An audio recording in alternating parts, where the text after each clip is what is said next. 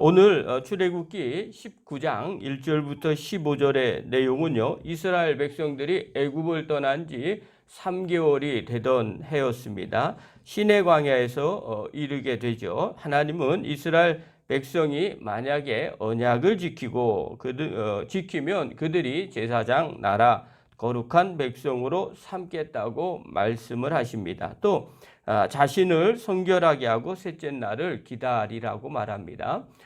이 날 하나님께서 이스라엘 백성들에게 시내산에 강림하셔서 율법을 주시는 날을 이스라엘은 이스라엘의 총회다 이렇게 이야기를 합니다. 그래서 구약에는 이때 하나님께서 율법을 주셨고요. 신약에는 오순절에 마가의 다락방 성령이 강림한 날을 의미합니다. 그래서 그때는 성령을 모든 사람들에게 부어 주시게 됩니다.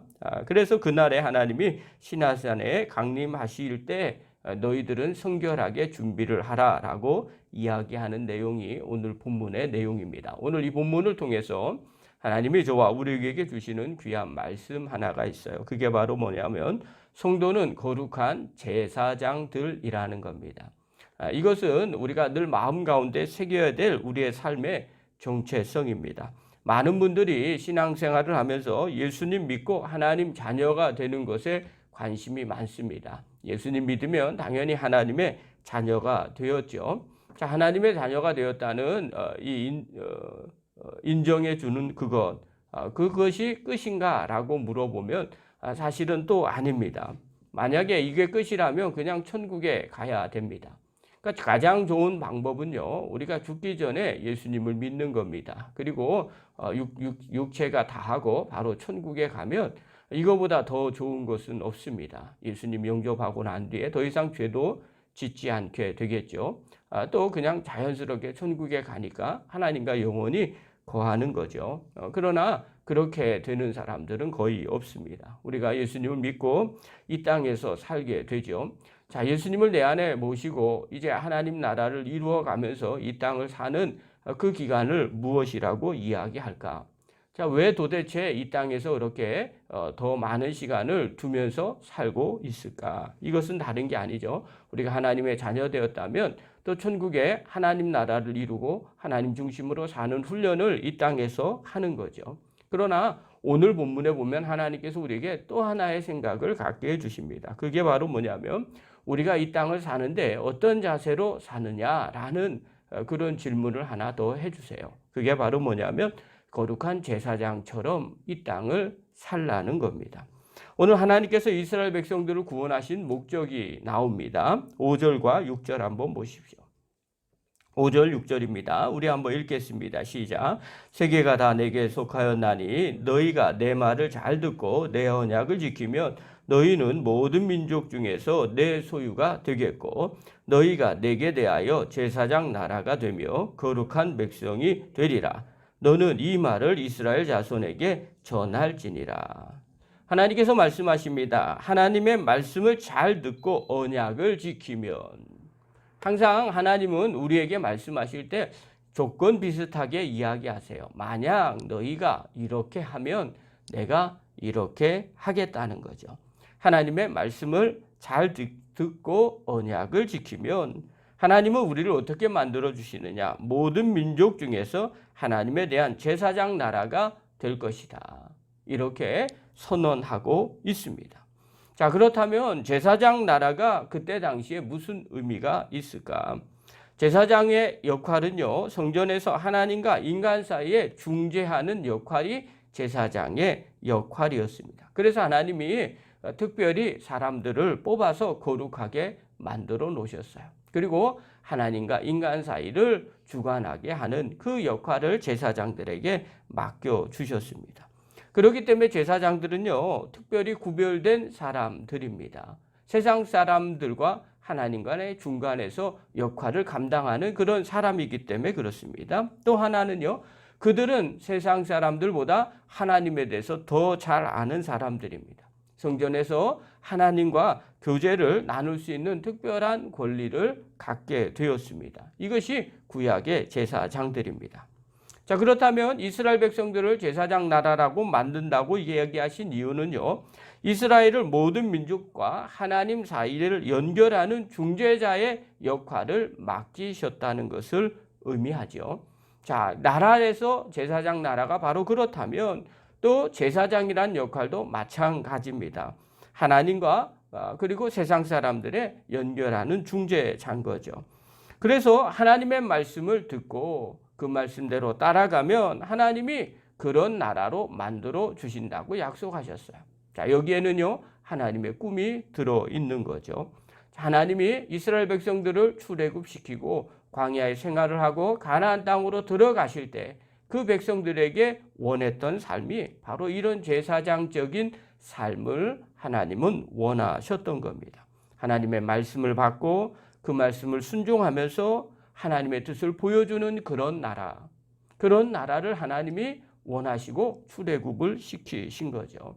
자, 그러면 오늘 마찬가지죠. 오늘 우리를 하나님이 구원하셨어요. 그리고 하나님 나라 제사장으로 삼아 주신다면 하나님이 원하고 기대하는 것이 있었던 거죠. 그것이 바로 세상 사람들과 하나님 사이의 중재 역할을 감당하는 제사장적인 삶을 우리에게 원하시는 거죠. 구약의 이스라엘 백성들은요, 이 하나님의 기대에 져버렸어요. 그 뜻에 부응하지 못했어요.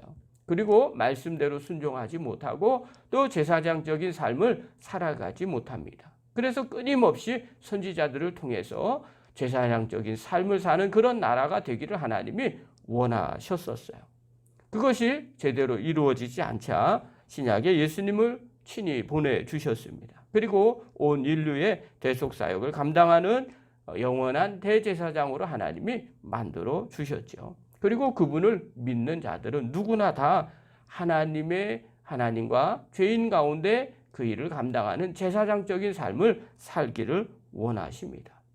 그래서 베드로가 이런 고백을 하죠. 베드로전서 2장 9절에 보면 너희는 택하신 족속이요 왕 같은 제사장들이요 거룩한 나라요 그의 소유가 된 백성이니 이는 너희를 어두운 데서 불러내어 그의 기이한 빛에 들어가게 하신 이의 아름다운 덕을 선포하게 하려 함이니라. 베드로가 이 하나님의 뜻을 명확하게 알았습니다. 그래서 백성들에게 성령 충만함을 받은 성도들에게 이야기하죠. 우리를 죄 가운데 불러주셨다. 그리고 하나님이 하셨던 이유는 뭐냐면 우리는 택한 백성이고 왕같은 제사장이고 거룩한 나라다. 그래서 하나님이 우리 불러주신 이것을 선포하게 하려고 우리를 불러주신 거라는 겁니다. 그러므로 사랑하는 성도 여러분, 우리가 예수님을 믿고 하나님의 자녀가 되었습니다. 여기서 끝난 것이 아니라 이제 하나님 자녀답게 사는 것, 그것은 다른 것이 아니죠. 제사장적인 삶을 사는 겁니다. 그렇다면 어떻게 제사장적인 삶을 살아갈 수 있을까요? 첫 번째, 내가 먼저 성결하게 돼야 됩니다. 성결하지 않고서는 제사장적인 삶을 살아갈 수가 없게 되죠. 두 번째로요, 구별되어서 하나님과 친밀한 교제를 나눠야 됩니다. 우리가 하나님을 알지 못하고 하나님과 교제 나누지 못한다면 어떻게 하나님을 믿지 않는 사람들을 하나님께로 인도할 수 있겠습니까? 또 하나님의 뜻을 알지 못하고 어떻게 하나님의 그 역할을, 하나님의 대리 역할을 어떻게 감당할 수 있게 되겠습니까? 그러므로 하나님과 친밀한 교제를 날마다 누리셔야 됩니다. 세 번째로요, 죄인을 하나님과 연결하는 다리 역할을 감당해야 됩니다. 이는 복음 전파를 의미하는 겁니다. 우리가 이 땅을 사는 이유가 뭘까요? 라고 물어보면 여러 가지 이유가 있을 줄 압니다. 그러나 가장 중요한 것은 믿지 않는 자들에게 하나님을 소개시켜주는 역할, 그것이 복음 증거죠. 그런 삶의 제사장적인 삶이라는 겁니다. 오늘 이 새벽에 나온 귀한 성도 여러분, 또 영상을 보는 귀한 성도 여러분, 늘 마음 가운데 새기시기 바랍니다. 내가 예수님을 믿는 하나님의 자녀가 되었다면 이제 내 삶은 제사장적인 삶, 하나님이 원하는 그 삶을 살아가는 겁니다. 늘 마음에 새기시고 어떻게 사는 것이 정말 제사장적인 삶인가 고민하시고 늘 자신을 성결하게 하시고 하나님과 친밀한 교제를 나누시고 죄인을 하나님께로 인도하는 다리 역할을 감당하는 믿음의 종이 되기를 간절히 축원합니다. 기도하겠습니다.